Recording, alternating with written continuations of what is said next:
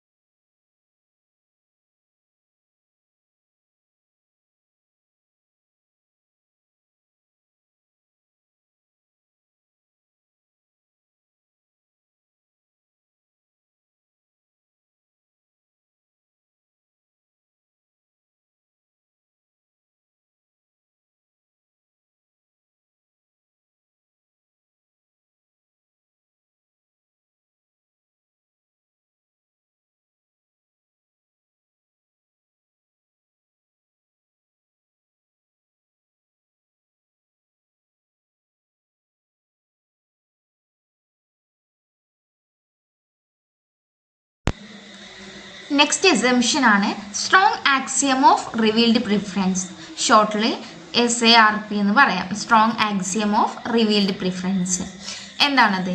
ഇത് weak axiom of revealed പ്രിഫറൻസിന് same ആയിട്ട് തന്നെയാണ്, അതിൽ നിന്നും ചെറിയൊരു വ്യത്യാസം ഇതിൽ നിന്ന് ഉണ്ടാവുന്നുള്ളൂ. അതായത് according to this assumption if the consumer under different price income situations, നമ്മൾ നേരത്തെ കണ്ടത് എന്തായിരുന്നു? സെയിം പ്രൈസ് ഇൻകം സിറ്റുവേഷനിലായിരുന്നു. ഇവിടെ ഡിഫറെൻറ്റ് ഇൻകം പ്രൈസ് സിറ്റുവേഷൻസിൽ reveals the combinations E one as preferred to E2. അതായത് ഡിഫറെൻറ്റ് പ്രൈസ് ഇൻകം സിറ്റുവേഷനിൽ എന്താണ്, ഒരു കൺസ്യൂമർ അദ്ദേഹത്തിൻ്റെ പ്രിഫറൻസ് റിവീൽ ചെയ്യുകയാണ്. E1 എന്ന് പറയുന്ന ഒരു കോമ്പിനേഷനിൽ അദ്ദേഹത്തിൻ്റെ പ്രിഫറൻസിനെ റിവീൽ ചെയ്യുന്നു as preferred to E2.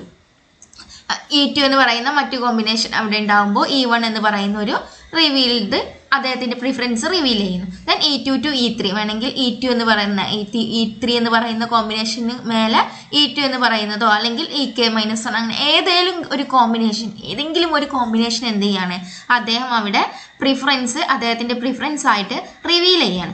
Then E1 would be revealed preferred to EK and EK would never be revealed preferred to E1. അദ്ദേഹം ഏതാണോ അദ്ദേഹത്തിന്റെ പ്രിഫറൻസ് ആയിട്ട് റിവീൽ ചെയ്തത് ആ ഒരു സാഹചര്യത്തിൽ വേറെ ഒരു സർക്കംസ്റ്റാൻസസിലും എന്ത് സംഭവിക്കുന്നില്ല, മറ്റൊരു കോമ്പിനേഷൻ അദ്ദേഹം പ്രിഫർ ചെയ്യുന്നില്ല, അദ്ദേഹത്തിൻ്റെ പ്രിഫറൻസ് ആയിട്ട് റിവീൽ ചെയ്യുന്നില്ല. എല്ലാ സാഹചര്യത്തിലും എന്താണ് ചെയ്യുന്നത്, ആ ഒരു കോമ്പിനേഷൻ തന്നെയാണ് റിവീൽ ചെയ്യുന്നത്. ഇതിൽ വീക്ക് ആക്സിയത്തിലും സ്ട്രോങ് ആക്സിയത്തിലുമുള്ള ഒരു ഡിഫറൻസ് എന്ന് പറയുന്നത് ഡിഫറെൻറ്റ് പ്രൈസ് ഇൻകം സിറ്റുവേഷനിലാണ്. അതായത് നമ്മുടെ ഒരു ബജറ്റ് ലൈൻ എടുത്തു, ആ ബജറ്റ് ലൈനിലുള്ള കോമ്പിനേഷൻ, ബജറ്റ് ലൈനിലാണ് എന്താണ് മാക്സിമം ഇൻകം സ്പെൻഡ് ചെയ്തിട്ട് അദ്ദേഹത്തിന് കൺസ്യൂം ചെയ്യാൻ പറ്റുന്ന കോമ്പിനേഷൻസ് ആണ് ഇവിടെ കാണിക്കുന്നത്, ബജറ്റ് ലൈനിൽ കാണിക്കുന്നത്. ആ ബജറ്റ് ലൈനിലുള്ള കോമ്പിനേഷൻസിനെയാണ് എവിടെ പറയുന്നത്, വീക്ക് ആക്സിയത്തിൽ പറയുന്നത്. എങ്കിൽ സ്ട്രോങ് ആക്സിയത്തിൽ പറയുന്നത് ബജറ്റ് ലൈനിലുള്ളത് മാത്രമല്ല, ബജറ്റ് ലൈനിൽ നിന്ന് അകത്തുള്ളതും ഏതെങ്കിലും ഒരു കോമ്പിനേഷൻ, ബജറ്റ് ലൈനിലേതാവാം അല്ലെങ്കിൽ ബജറ്റ് ലൈനിന് അകത്തിലേതാവാം, ഏതെങ്കിലും ഒരു കോമ്പിനേഷൻ അദ്ദേഹത്തിൻ്റെ പ്രിഫറൻസ് ആയിട്ട് റിവീൽ ചെയ്താൽ പിന്നെ എന്ത് സംഭവിക്കില്ല, പിന്നീട് ഒരിക്കലും ആ ഒരു പ്രിഫറൻസസിന് മറ്റു കോമ്പിനേഷനെ പ്രിഫറൻസസ് ആയിട്ട് എടുക്കില്ല. ആ ഒരു പ്രിഫറൻസ് തന്നെ ആയിരിക്കും അദ്ദേഹം എപ്പോഴും കീപ്പ് ചെയ്യുക എന്നുള്ളതാണ് എന്ത് സ്ട്രോങ് ആക്സിയം പറയുന്നത്. അപ്പോൾ വീക്ക് ആക്സിയത്തിലും സ്ട്രോങ് ആക്സിയത്തിലും ഡിഫറൻസ് എന്തേ ഉള്ളൂ, ഒന്ന് ഡിഫറെൻറ്റ് പ്രൈസ് ഇൻകം സിറ്റുവേഷൻ ആണ്, മറ്റൊന്ന് പറയുന്നത് സെയിം പ്രൈസ് ഇൻകം സിറ്റുവേഷൻ ആണ്. കാരണം ബജറ്റ് ലൈനിൽ ഉള്ള കോമ്പിനേഷൻസിനെ മാത്രമാണ് വീക്ക് ഓർഡറിങ് റെപ്രസെൻ്റ് ചെയ്യുന്നതെങ്കിൽ ബജറ്റ് ലൈനിലും ബജറ്റ് ലൈനിനകത്തുമുള്ള കോമ്പിനേഷൻസിനെയാണ് സ്ട്രോങ് ആക്സിയം റെപ്രസെൻ്റ് ചെയ്യുന്നത്. ദെൻ നെക്സ്റ്റ് അസംഷൻ ആണ് ആസ് യൂഷ്വൽ റാഷണാലിറ്റി. നമുക്കറിയാം യുക്തിപരമായി ചിന്തിക്കുന്ന കൺസ്യൂമർ ആയിരിക്കും, കൺസിസ്റ്റൻ്റ് ആയിരിക്കും. ഈ പറഞ്ഞ പോലെ തന്നെ ഒരു കോമ്പിനേഷൻ അദ്ദേഹം പ്രിഫർ ചെയ്താൽ ആ പ്രിഫറൻസ് എപ്പോഴും സെയിം ആയിരിക്കും, എപ്പോഴും ഒരു സിമിലാരിറ്റി കീപ്പ് ചെയ്യാൻ വേണ്ടിയിട്ട് ആ കൺസ്യൂമർ ശ്രമിക്കും. ഒരു കാരണവശാലും എന്ത് ചെയ്യുന്നില്ല, ആ ഒരു കോമ്പിനേഷനിൽ ആ ഒരു പ്രിഫറൻസിൽ മാറ്റം വരുന്നില്ല. ദെൻ ട്രാൻസിറ്റിവിറ്റി, അതായത് 3 ചോയ്സ് ഉണ്ട്, 3 കോമ്പിനേഷൻസ് ഉണ്ട്, എ ബി സി എന്ന് പറയുന്ന കോമ്പിനേഷൻ. അദ്ദേഹം എ എന്ന് പറയുന്ന കോമ്പിനേഷനാണ് പ്രിഫർ ചെയ്തത്, അദ്ദേഹത്തിൻ്റെ പ്രിഫറൻസ് ആയിട്ട് അദ്ദേഹം റിവീൽ ചെയ്തത് എ എന്ന് പറയുന്ന കോമ്പിനേഷൻ ആണെങ്കിൽ ആ ബി എന്ന് പറയുന്ന combination A greater than B ആയിരിക്കും. അതായത് ബി എന്ന് പറയുന്ന കോമ്പിനേഷനേക്കാളും അദ്ദേഹം പ്രിഫർ ചെയ്തത് എ ആയിരിക്കും. അതുപോലെ തന്നെ സി എന്ന് പറയുന്ന കോമ്പിനേഷനേക്കാളും അദ്ദേഹം പ്രിഫർ ചെയ്തത് ഏത് തന്നെയാണ്, എ എന്ന് പറയുന്നതാണ്. ബി മാത്രമല്ല, അവിടെ ബിയും സിയും എ എന്ന് പറയുന്ന കോമ്പിനേഷനെ അപേക്ഷിച്ച് ഇൻഫീരിയർ ആണ് എന്നുള്ളതാണ് ട്രാൻസിറ്റിവിറ്റി കാണിക്കുന്നത്. A prefer to B and A prefer to C എന്നും കൂടെ ഉണ്ട് എന്നുള്ളതാണ് ട്രാൻസിറ്റിവിറ്റി കാണിക്കുന്നത്. Then income elasticity is positive. As usual income elasticity എന്താണ്, പോസിറ്റീവ് ആണ്. Then taste and preferences of the consumer is constant. കൺസ്യൂമറുടെ ടേസ്റ്റും പ്രിഫറൻസസും എന്താണ്, അവിടെ കോൺസ്റ്റന്റ് ആണ്. ടേസ്റ്റിലും പ്രിഫറൻസിലും ഒന്നും യാതൊരു തരത്തിലുള്ള മാറ്റവും സംഭവിക്കുന്നില്ല. മാത്രമല്ല ഈ ഒരു റിവീൽഡ് പ്രിഫറൻസ് തിയറി എന്ന് പറയുന്നത് ഓർഡിനൽ അനാലിസിസ് ആണ്. അതായത് കാർഡിനൽ അല്ല, കാർഡിനലി നമ്പർ വെച്ചിട്ടോ കാർഡിനൽ നമ്പേഴ്സ് വെച്ചിട്ട് യൂട്ടിലിറ്റീനെ മെഷർ ചെയ്യാൻ പറ്റും എന്നുള്ളതല്ല റിവീൽഡ് പ്രിഫറൻസിൽ പറയുന്നത്. റിവീൽഡ് പ്രിഫറൻസിൽ പറയുന്നത് എന്താണ്, ഇൻട്രോസ്പെക്ഷൻ ആണ്. അതായത് അല്ലെങ്കിൽ ഓർഡിനൽ അനാലിസിസിനെ വെച്ചിട്ടാണ്. ഓർഡിനൽ അനാലിസിസ് എന്ന് പറയുമ്പോൾ കൺസംഷൻ അല്ലെങ്കിൽ യൂട്ടിലിറ്റി എന്ന് പറയുന്നത് റാങ്ക് ചെയ്യാൻ മാത്രമേ കഴിയുള്ളൂ, കാർഡിനൽ നമ്പേഴ്സ് വെച്ചിട്ട് എന്ത് ചെയ്യാനാവില്ല, മെഷർ ചെയ്യാനാവില്ല എന്നുള്ള ആ ഒരു ബേസ് ആണ് എവിടെയുള്ളത്, ഈ ഒരു റിവീൽഡ് പ്രിഫറൻസ് തിയറിയിൽ പോൾ സാമുവൽസൺ അവതരിപ്പിച്ചിട്ടുള്ളത്. ഇനി എന്താണ് റിവീൽഡ് പ്രിഫറൻസ് തിയറി എന്ന് നോക്കാം. Let us suppose we observe that of 2 collections of goods offered for sale, the consumer chooses to buy A but not B. അതായത് ഒരു പ്രൊഡ്യൂസർ അല്ലെങ്കിൽ ഒരു സെല്ലർ 2 ഗുഡ്സിൻ്റെ കോമ്പിനേഷൻസ് അല്ലെങ്കിൽ 2 കോമ്പിനേഷൻസ് ഒരു കൺസ്യൂമർക്ക് മുന്നിൽ വയ്ക്കുകയാണ്. എ ബി എന്ന് പറയുന്ന 2 കോമ്പിനേഷൻ, എ എന്ന് പറയുന്ന ഒരു കോമ്പിനേഷനും ബി എന്ന് പറയുന്ന മറ്റൊരു കോമ്പിനേഷനും. ആ സമയത്ത് ആ കൺസ്യൂമർ എ എന്ന് പറയുന്ന കോമ്പിനേഷനെ ചൂസ് ചെയ്യുകയും ബി എന്ന് പറയുന്ന കോമ്പിനേഷനെ അവോയ്ഡ് ചെയ്യുകയും ചെയ്യുന്നു. ഈ പ്രിഫേഴ്സ് എ ടു ബി, അദ്ദേഹം എ എന്ന് പറയുന്ന കോമ്പിനേഷനെ പ്രിഫർ ചെയ്തു. For it is also possible that he buys A because A is the cheaper collection and he actually would have been happier if he got B. But price information may be able to remove this uncertainty. വേണമെങ്കിൽ ഇങ്ങനെയും ആവാം, എങ്ങനെയാവാം, എയും ബിയും അദ്ദേഹത്തിന് same ഹാപ്പിയാണ് നൽകുന്നത്, പക്ഷെ അദ്ദേഹം എ എടുക്കണോ ബി എടുക്കണോ എന്നുള്ള ഒരു അൺസർട്ടൈനിറ്റി അവിടെ ഫേസ് ചെയ്തിട്ടുണ്ടാവാം.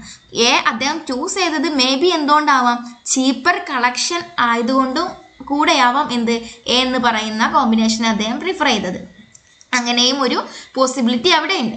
പക്ഷേ if a consumer buy some collection of goods A rather than any of the alternative collection B, C and D, and if it turns out that none of the latter collection is more expensive than A, then we say that A has been revealed preferred to the combinations B, C and D, or that B, C and D have been revealed inferior to A. അതായത് നമ്മൾ പറഞ്ഞു A B എന്ന് പറയുന്ന രണ്ട് combination അദ്ദേഹത്തിന് നൽകി, A എന്ന് പറയുന്ന കോമ്പിനേഷൻ അദ്ദേഹം സെലക്ട് ചെയ്തു. അത് എന്തുകൊണ്ടാവാം? എ എന്ന് പറയുന്നത് ബി എന്ന് പറയുന്ന കോമ്പിനേഷനേക്കാളും ചീപ്പറായിട്ട് അദ്ദേഹത്തിന് അവൈലബിൾ ആയിട്ടാവാം. അങ്ങനെ ഒരു സിറ്റുവേഷൻ അവിടെയുണ്ട്. പക്ഷെ മറ്റൊരു സാഹചര്യത്തിൽ എ ബി സി ഡി എന്ന് പറയുന്ന 4 കോമ്പിനേഷൻസ് അദ്ദേഹത്തിന് നൽകി. അതിൽ നിന്നും എയും ബിയും സിയും ഡിയും 4 കോമ്പിനേഷനും ഒരു തരത്തിലും എന്തല്ല ചീപ്പറോ എക്സ്പെൻസീവോ അല്ല, സെയിം ആയിട്ടുള്ള എക്സ്പെൻസ് ആണ് അദ്ദേഹത്തിന് വഹിക്കേണ്ടി വരുന്നത്. എ എടുത്താലും ബി എടുത്താലും സി എടുത്താലും ഡി എടുത്താലും സെയിം എക്സ്പെൻസ് ആണ് അദ്ദേഹത്തിന് വഹിക്കേണ്ടി വരുന്നത്. പക്ഷെ എന്നിട്ട് കൂടി അദ്ദേഹം എ എന്ന് പറയുന്ന കോമ്പിനേഷൻ സെലക്ട് ചെയ്തിട്ടുണ്ടെങ്കിൽ അദ്ദേഹം അവിടെ എന്താണ് ചെയ്തത്? അദ്ദേഹത്തിന്റെ പ്രിഫറൻസിനെ അവിടെ റിവീൽ ചെയ്യുകയാണ് ചെയ്തത്. അതാണ് ഈ ഒരു തിയറി പ്രകാരം പറയുന്നത്. സെയിം എക്സ്പെൻസ് ആയിരുന്നിട്ട് കൂടി സെയിം എക്സ്പെൻഡിച്ചറാണ് അദ്ദേഹം ചെലവഴിക്കേണ്ടി വന്നത് എങ്കിൽ കൂടി സെയിം പ്രൈസ് ആണ് 4 കോമ്പിനേഷനും, എല്ലാ കോമ്പിനേഷനും സെയിം പ്രൈസ് ആണ്. എന്നിട്ട് കൂടി അദ്ദേഹം ഒരു കോമ്പിനേഷൻ സെലക്ട് ചെയ്തിട്ടുണ്ടെങ്കിൽ അതെന്താണ്? അദ്ദേഹത്തിന്റെ പ്രിഫറൻസ് ആണ് അവിടെ റിവീൽ ചെയ്യുന്നത്. ഇവിടെ റിവീൽഡ് പ്രിഫറൻസ് തിയറിനെ ഗ്രാഫിക്കലി റെപ്രസെന്റ് ചെയ്തിട്ടുണ്ട്. എങ്ങനെയാണെന്ന് നോക്കാം. Therefore, if the consumer buys the combinations E1 of the goods X and Y and does not buy the combination E2 at the prices of the goods, then we would be able to say that he prefers combination E1 to combination E2. അതായത് consumer എന്ത് ചെയ്യുന്നുണ്ട്? അദ്ദേഹത്തിൻ്റെ preference reveal ചെയ്യുന്നുണ്ട്. എങ്ങനെയാണെന്ന് നോക്കാം. ഇത് L1 M1 എന്ന് പറയുന്ന ബജറ്റ് ലൈൻ, ഈ L1 M1 എന്ന് പറയുന്ന ബജറ്റ് ലൈനിൽ E1 എന്ന് പറയുന്ന കോമ്പിനേഷനാണ് ആര് ചൂസ് ചെയ്യുന്നത്? കൺസ്യൂമർ ചൂസ് ചെയ്യുന്നത്. ഇവിടെ E2 E3 എന്ന് പറയുന്ന മറ്റു 2 കോമ്പിനേഷൻസ് ഇവിടെ കാണുന്നുണ്ട്. ഈ 2 കോമ്പിനേഷനും അദ്ദേഹം എന്ത് ചെയ്യുന്നില്ല? ചൂസ് ചെയ്യുന്നില്ല. E1 എന്ന് പറയുന്ന കോമ്പിനേഷനാണ് അദ്ദേഹം ചൂസ് ചെയ്യുന്നത്. ഈ E1 എന്ന് പറയുന്ന കോമ്പിനേഷൻ ചൂസ് ചെയ്തത് കാരണം അദ്ദേഹത്തിന് എന്ത് കിട്ടി? X1 എന്ന് പറയുന്ന X എന്ന കമ്മോഡിറ്റിയുടെ X1 അളവും Y1 എന്ന് പറയുന്ന അളവും Y എന്ന കമ്മോഡിറ്റിയുടെ Y1 എന്ന് പറയുന്ന അളവും അദ്ദേഹത്തിന് കിട്ടി. അപ്പം അദ്ദേഹം എന്ത് ചെയ്തു? E1 എന്ന് പറയുന്ന കോമ്പിനേഷൻ മറ്റു കോമ്പിനേഷന് മുകളിലായിട്ട് ചൂസ് ചെയ്തത് കാരണം എന്ത് ചെയ്തു? അദ്ദേഹം E1 എന്ന് പറയുന്ന കോമ്പിനേഷൻ അവിടെ പ്രിഫറൻസ്, അദ്ദേഹത്തിൻ്റെ പ്രിഫറൻസ് ആയിട്ട് റിവീൽ ചെയ്തു എന്നുള്ളതാണ് ഇവിടെ പറയുന്നത്. Now, since the costs of all the combinations that lie on the budget line are the same as that of E1, and since the costs of all the combinations that lie below and to the left of the budget line are lower than that of E1, we may say that the E1 is revealed preferred to all the combinations lying on or below the consumer's budget line. That means ഈ ഒരു L1 M1 എന്ന് പറയുന്ന budget ലൈനിൽ 3 points ആണ് highlight ചെയ്ത് കാണിച്ചിട്ടുള്ളത്. അതിനപ്പുറത്തേക്ക് ഒരുപാട് കോമ്പിനേഷൻസ് L1 M1 എന്ന് പറയുന്ന ബജറ്റ് ലൈനിനുണ്ട്. അതായത് ഈ ഒരു 3 പോയിന്റിൻ്റെ അപ്പുറത്തേക്ക് ഇവിടെ എല്ലാ ബജറ്റ് ലൈനിലെ മൊത്തം പോയിന്റ്സും എന്താണ് ചെയ്യുന്നത്? സെയിം കോസ്റ്റ് ആണ് ആർക്ക് വരുന്നത്? ആ ഒരു കൺസ്യൂമർക്ക് വരുന്നത്. പക്ഷേ എന്നിട്ട് കൂടി അദ്ദേഹത്തിൻ്റെ ടോട്ടൽ ഇൻകം ചെലവഴിച്ചാൽ അദ്ദേഹത്തിന് കിട്ടുന്ന കോമ്പിനേഷനാണ് L1 M1 എന്ന് പറയുന്ന ഈ ഒരു ബജറ്റ് ലൈൻ കാണിക്കുന്നത്. പക്ഷേ എന്നിട്ട് കൂടി ഒരുപാട് കോമ്പിനേഷൻസിന് അദ്ദേഹത്തിന് അവൈലബിൾ ആയിട്ട് കൂടി അദ്ദേഹം E1 എന്ന് പറയുന്ന കോമ്പിനേഷനാണ് ചൂസ് ചെയ്തത്. അതിന് കാരണം അദ്ദേഹം E1 എന്ന് പറയുന്ന കോമ്പിനേഷന് അദ്ദേഹത്തിൻ്റെ പ്രിഫറൻസ് ആയിട്ട് റിവീൽ ചെയ്തു എന്നുള്ളതാണ്. അതുപോലെ തന്നെ ബജറ്റ് ലൈനിനകത്തും ഒരുപാട് കോമ്പിനേഷൻസ് വരുന്നുണ്ട്. അതും ആ കൺസ്യൂമറിനെ സംബന്ധിച്ച് എന്താണ്? ഇൻഫീരിയർ ആണ്. അത്തരം കോമ്പിനേഷനേക്കാളും അദ്ദേഹം ഏതിന് പ്രാധാന്യം കൊടുക്കുന്നു? E1 എന്ന് പറയുന്ന ഈ ഒരു കോമ്പിനേഷന് പ്രാധാന്യം കൊടുക്കുന്നു. അതുപോലെ തന്നെ L1 M1 എന്ന് പറയുന്ന ബജറ്റ് ലൈനിനകത്ത് വരുന്ന കോമ്പിനേഷൻസ് അദ്ദേഹത്തിന് അഫോർഡബിൾ ആണ്. കാരണം അദ്ദേഹത്തിൻ്റെ ഇൻകം ലെവലിനകത്തുള്ള കോമ്പിനേഷൻസ് ആണ് ഈ ഒരു പോർഷനിൽ വരുന്നത്. ഈ OL1M1 എന്ന് പറയുന്ന ട്രയാങ്കിളിനകത്ത് വരുന്നത്, അതായത് L1M1 എന്ന് പറയുന്ന ബഡ്ജറ്റ് ലൈനിൻ്റെ ഇന്നർ പോർഷനിൽ വരുന്നത്. അഫോർഡബിൾ ആണ്, പക്ഷെ എന്തല്ല, മാക്സിമം ഇൻകം യൂട്ടിലൈസ് ചെയ്ത കോമ്പിനേഷൻസ് അല്ല ഇതിൻ്റെ അകത്ത് വരുന്നത്.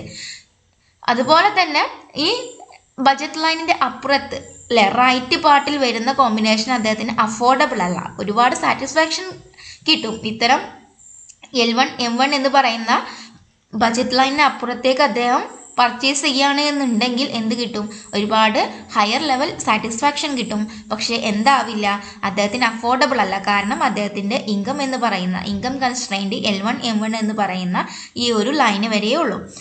അപ്പം ഇത്തരം പോയിന്റ്സുകളൊക്കെ ഇതിൻ്റെ ബഡ്ജറ്റ് ലൈനിൻ്റെ അകത്തും ബഡ്ജറ്റ് ലൈനിലുമുള്ള കോമ്പിനേഷൻസ് എല്ലാം അദ്ദേഹത്തിന് അഫോർഡബിൾ ആയിട്ട് കൂടി അദ്ദേഹം E1 എന്ന് പറയുന്ന പോയിന്റ് ചൂസ് ചെയ്തു. അദ്ദേഹം എന്ത് ചെയ്തിട്ടാണ്, അദ്ദേഹത്തിൻ്റെ പ്രിഫറൻസിനെ അവിടെ റിവീൽ ചെയ്യുകയാണ് ചെയ്തിട്ടുള്ളത് എന്നുള്ളതാണ് ഈ തിയറി പ്രകാരം പറയുന്നത്. ഇത്രയും കാര്യങ്ങളാണ് റിവീൽഡ് പ്രിഫറൻസ് തിയറി എക്സ്പ്ലെയിൻ ചെയ്യുന്നത്. ഇനി ഓർഡിനൽ അനാലിസിസിൻ്റെ ബേസിൽ പോൾ എ സാമുവൽസൺ ഡെവലപ്പ് ചെയ്തിട്ടുള്ള റിവീൽഡ് പ്രിഫറൻസ് തിയറി എന്ന് പറയുന്ന ഈ ഒരു എക്സ്പ്ലനേഷന് അതിൻ്റേതായിട്ടുള്ള ലിമിറ്റേഷൻസ് ഉണ്ട്. എന്തൊക്കെയാണ് ഈ ഒരു തിയറിക്ക് നേരിട്ടിട്ടുള്ള ക്രിറ്റിസിസം, എന്തൊക്കെയാണ് ഈ തിയറിയുടെ ലിമിറ്റേഷൻസ് എന്ന് നോക്കാം. First one is taste and preferences are not constant. ഈ ഒരു തിയറിയുടെ മെയിൻ അസംഷൻ ആയിരുന്നു എന്ത്, ടേസ്റ്റ് ആൻഡ് പ്രിഫറൻസസ് എന്ന് പറയുന്നത് കോൺസ്റ്റന്റ് ആണ്. ഒരിക്കലും ഒരു കൺസ്യൂമർ, എല്ലാ കൺസ്യൂമേഴ്സിൻ്റെയും taste and preferences as we know എന്തല്ല, കോൺസ്റ്റന്റ് ആയിരിക്കില്ല, അത് എന്താണ്, ഡൈവേഴ്സ് ആയിരിക്കും. Choice does not reveal preferences.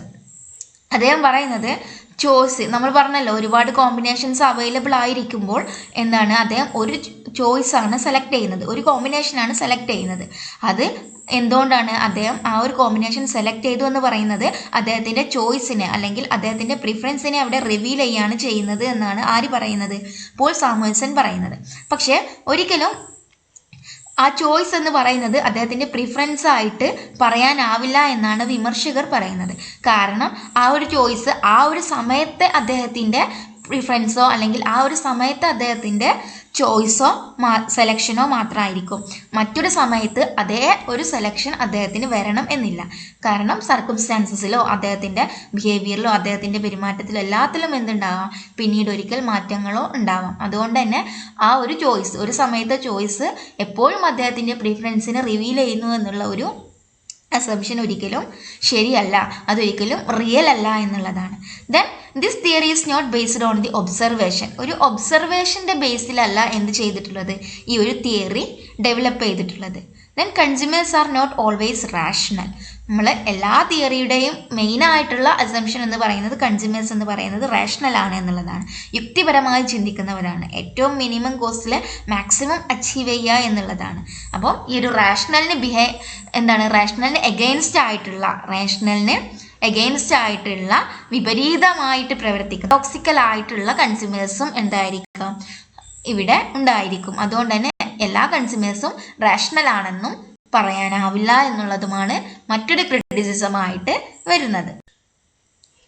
Then next one is elasticities of demand. Elasticities എന്നുള്ള ഭാഗത്ത് ഡിമാൻഡ് ഇലാസ്റ്റിസിറ്റീസ് ഓഫ് ഡിമാൻഡ് എന്നുള്ള പോർഷനാണ് ഇനി നമ്മൾ ഡിസ്കസ് ചെയ്യുന്നത്. There are as many elasticities of demand as its determinants. അതായത് ഒരുപാട് തരത്തിലുള്ള ഇലാസ്റ്റിസിറ്റീസും അതിനെ ഡിറ്റർമിൻ ചെയ്യുന്ന ഫാക്ടേഴ്സും ഉണ്ട്. The most important of these elasticities are the price elasticity, income elasticity and the cross elasticity of demand. Elasticities of ഡിമാൻഡിൽ മെയിനായിട്ടും 3 types ആണ് വരുന്നത്. ഏതൊക്കെയാണ്? The price elasticity of demand, the income elasticity of demand and the cross elasticity of demand. First the price elasticity of demand. എന്താണ് price elasticity of demand എന്ന് നോക്കാം. The price elasticity is a measure of the responsiveness of demand to change in the commodities on price. അതായത് ഒരു കമ്മോഡിറ്റിയുടെ സ്വന്തം പ്രൈസിലുണ്ടാവുന്ന change എങ്ങനെയാണ് അതിൻ്റെ ക്വാണ്ടിറ്റീനെ measure ചെയ്യുന്നത്, എത്രത്തോളം ചേഞ്ചാണ് പ്രൈസിലുണ്ടാവുന്ന ചേഞ്ച് ക്വാണ്ടിറ്റിയിൽ എത്രത്തോളം ചേഞ്ച് വരുത്തുന്നു എന്നുള്ളതാണ് ഇലാസ്റ്റിസിറ്റി മെഷർ ചെയ്യുന്നത്, പ്രൈസ് ഇലാസ്റ്റിസിറ്റി മെഷർ ചെയ്യുന്നത്. പ്രൈസിൽ ഉണ്ടാകുന്ന ചേഞ്ച് ക്വാണ്ടിറ്റി ഡിമാൻഡിൽ എങ്ങനെ റെസ്പോണ്ട് ചെയ്യുന്നു, പ്രൈസ് എങ്ങനെ ക്വാണ്ടിറ്റീനെ റെസ്പോണ്ട് ചെയ്യിപ്പിക്കുന്നു എന്നുള്ളതാണ് ഇലാസ്റ്റിസിറ്റി, പ്രൈസ് ഇലാസ്റ്റിസിറ്റിയിൽ പറയുന്നത്. If the changes in price are very small we use as a measure of the responsiveness of demand the point elasticity of demand.